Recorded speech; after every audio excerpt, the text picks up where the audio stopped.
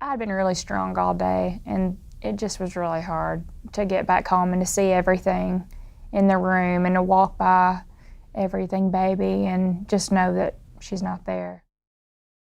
Jessica and I were dating in high school, and I watched an adoption process unfold with my little sister. I had one biological sister, and my parents ended up adopting Angel, and she certainly was an angel that God brought into our lives, but it started with foster care. And she was brought home from the hospital at 5 days old, and I watched that process unfold. That kind of started the conversation between me and Kevin. You know, we were teenagers. We weren't thinking about kids at that point.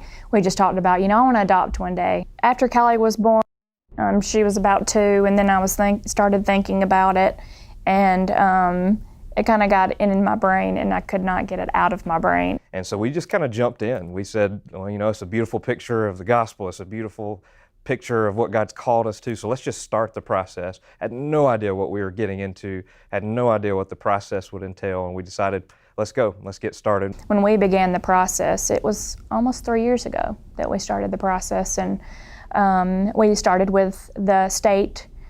We thought we would adopt through foster care.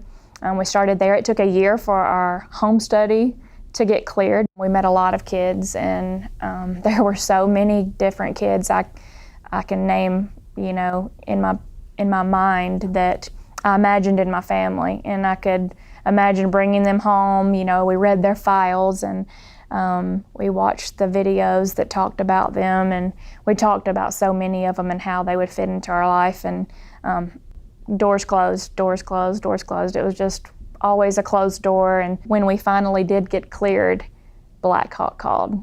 We paused. And I'll never forget the moment when we were really learning about Black Hawk, this place to which God was stirring and moving us towards here in Fort Wayne, Indiana. And we looked and saw that there was an adoption ministry at Black Hawk. And that moment was a moment that God really used, a kind of a cornerstone moment for that whole journey. One of the coolest parts about Black Hawk is that it has an adoption ministry. I remember when we finally decided, after we had gotten moved to Fort Wayne, Indiana, that it was time. And it was a pretty quick turnaround, that we just said, God's not through with this whole journey of adoption with us yet. So we re-engaged in the process to really quickly be matched. And it came through an amazing connection. We moved from Georgia to Indiana. In Indiana, are connected with a family who heads an adoption agency in Kansas, who connects us to a birth mom. And all of that happened so fast, and it was really this time of joy and excitement, like, wow, God is really going to pick up those pieces that were put on pause so quickly and move us forward into what's next. And that's when we started getting connected to birth moms. And so the first birth mom that we got connected to, it fell through. That was really hard. I felt really disappointed. I really just felt like, here we go again, because I had really gotten excited so many times. We had had so many conversations about so many children. So we'd already been through one failed adoption. Guards are up, but we felt like God started tearing the guards down when we were matched again. And it was a 6-month process. And through that 6-month process leading up to the date of birth, the expected due date, I watched and tried to do as much as I could to keep us stabilized, to be stabilized myself, and to walk the best I could through that whole journey with my wife, who fought every day to let her guard down and to connect not just with this potential baby that would come into our home, but to connect with this birth mom that God had just clearly called us to. I just felt like God just made it abundantly clear that, hey, your calling is not just to this child, it's to the birth mom as well. And the next couple of months, I really poured into the birth mom. We spent a lot of time talking. I remember sharing some of Kevin's sermons actually with her. I watched them. We talked about God. We talked about how I would raise her child, to know Jesus. And so I really grew really close to her. And then we stayed connected up until probably 2 weeks prior to the baby's birth due date.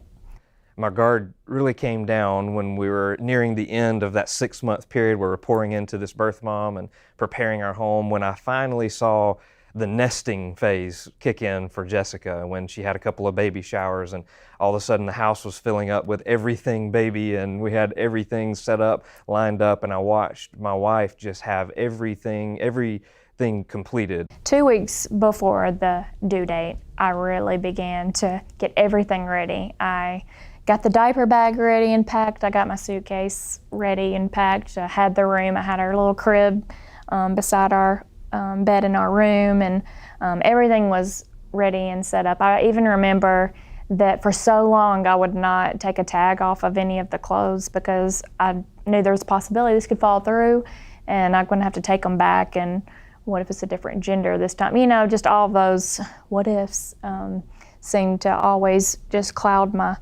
brain and my heart. And so when that 2 weeks before, I really just went for it, you know, just finally just let go and said, okay, God, we're doing this. I'm all in. Let's go. I remember for me watching her get the crib ready in our bedroom.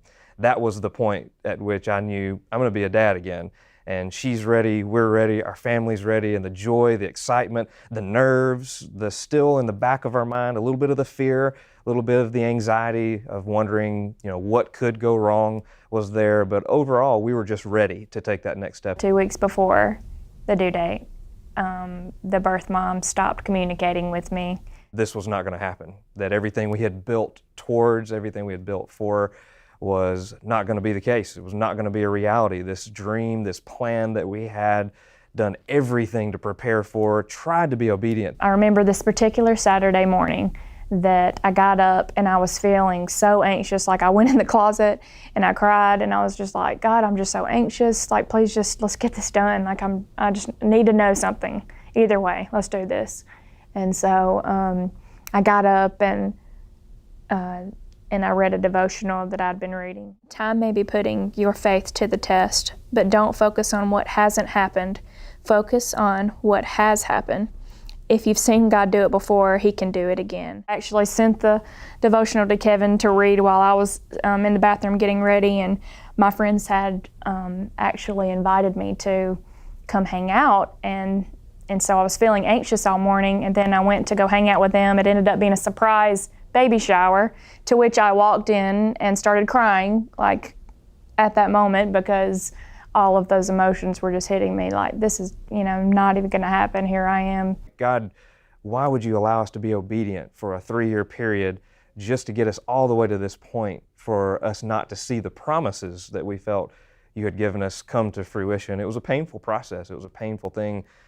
What hurt the most, I think, in that part of the journey was watching Jessica and feeling very helpless as a husband, as a leader in my home, that I can't fix this problem. I went through that day all until that evening, and Sunday evening we found out through the aunt of the birth mom that she had had the child, that she had named her, and that it was pretty much over. And so that's the night that I know was the hardest for me and Kevin. We both really struggled. That Sunday night when everything kind of took the downturn, what I remember the most really was just how God's grace sustained me. Even though I was crumbling, falling apart on the inside, putting on a church smile, it wasn't that God carried me enough to be able to finish the day and finish the task and speak and be on a panel and the things that I had to do that night. What I remember the most was how on the inside God really was sustaining me. You know, we just sat up and talked, and I just felt mostly bad for him because all I did was sit on the edge of the bed and cry, you know. And, you know, I don't think that you can truly prepare yourself for that kind of loss. In my mind, I felt like I'd lost 2 people. Like I had lost this baby that I had invested in and felt called to, and I had lost this birth mom that I had invested and loved. Monday morning, I got up and I didn't want to talk to anybody. I was pretty angry and frustrated, and I was pretty mad at God. Just took time to tell him how I was just really, really angry with him. And then Tuesday, I really feel like that was the heaviest day for me, that I felt a lot of grief.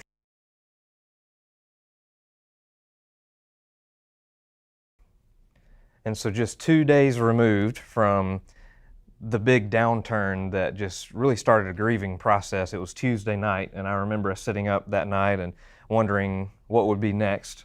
I remember this lady pushing us towards just seeking God that night, and I remember just asking the question, what would it look like for us to get some closure in this whole thing, with getting to a place of forgiveness and trust again so we could move forward. And I remember Jessica just saying, I'm ready to just forgive. And I remember you pushing me towards that, because if anything, I was the reluctant party in the whole situation.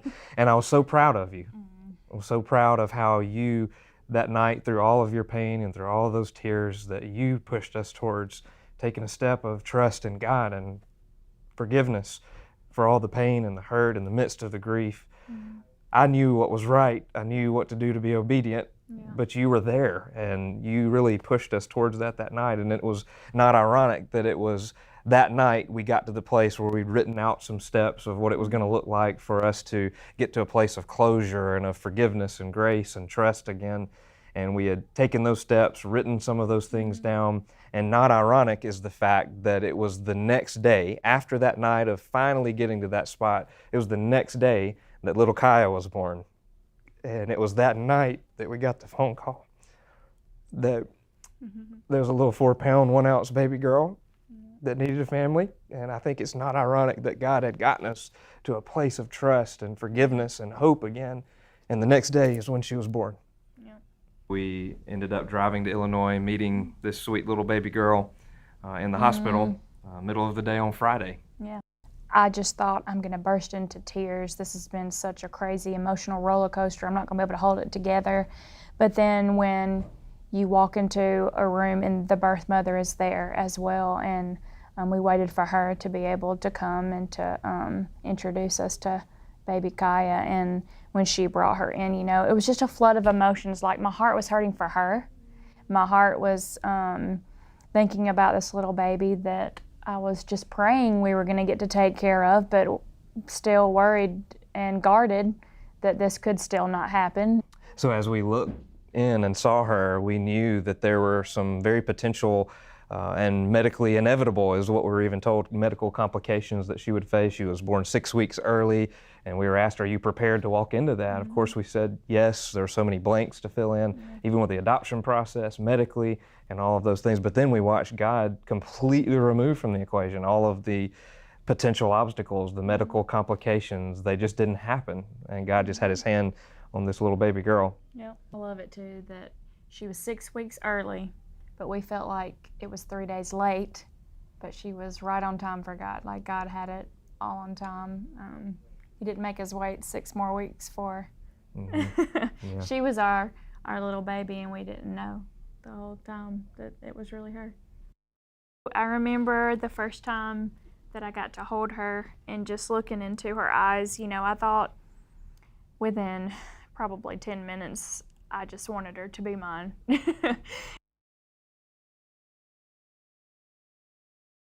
One of my favorite parts of the story that he wrote is watching my 2 babies, Caleb and Callie, 7 and 5 years old, walking through this journey, praying, watching their parents grieving themselves. They are just as much called to this process as we have been through the whole journey.